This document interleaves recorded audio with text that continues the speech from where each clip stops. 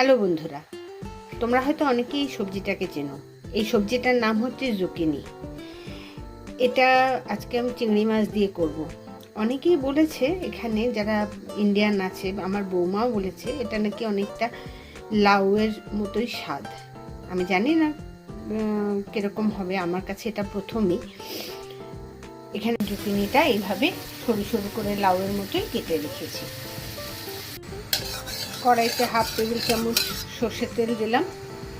এটাতে খুব একটা বেশি তেলের দরকার হয় না, কারণ এক তো জুকিনি ভীষণ নরম সবজি, আর চিংড়ি মাছে বেশি তেল তো আমি কোনোদিনই দিই না। এর মধ্যে আমি দেবো 5 ফোড়ন, হলুদ।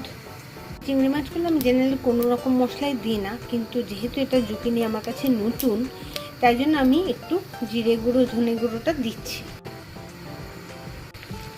মশলাগুলো একটু ভাজা হলে টমেটো আর কাঁচা লঙ্কাটা দিয়ে দেব। এবার চিংড়ি মাছগুলো দিয়ে দিচ্ছি। চিংড়ি মাছগুলো একটু বড় বড় ছিল বলে আমি ওগুলোকে একটু ছোট ছোট টুকরো করে নিয়েছি, তাহলে রান্না করতে সুবিধা হবে। কেননা জুকিনি ভীষণ নরম সবজি, তো চিংড়ি মাছ ওটা জল বেরিয়ে অল্প হয়ে গেলে চিংড়ি মাছগুলো পুরো ওপরে ভাজবে, ওই জন্যই আমি চিংড়ি মাছগুলোকে ছোট ছোট টুকরো করে নিলাম।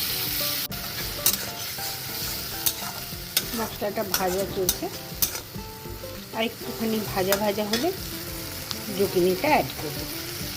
এবার আমি জুকিনিগুলো অ্যাড করব।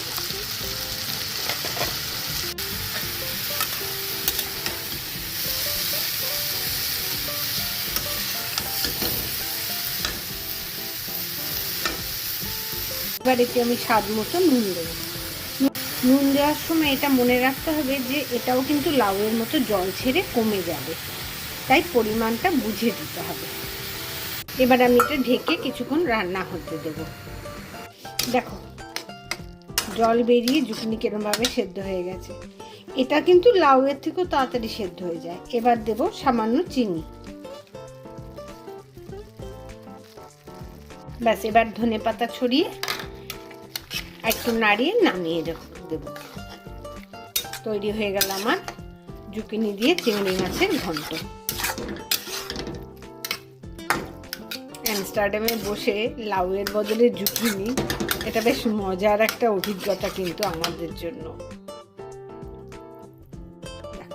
রেডি হয়ে গেল আমার জুকিনি দিয়ে চিংড়ি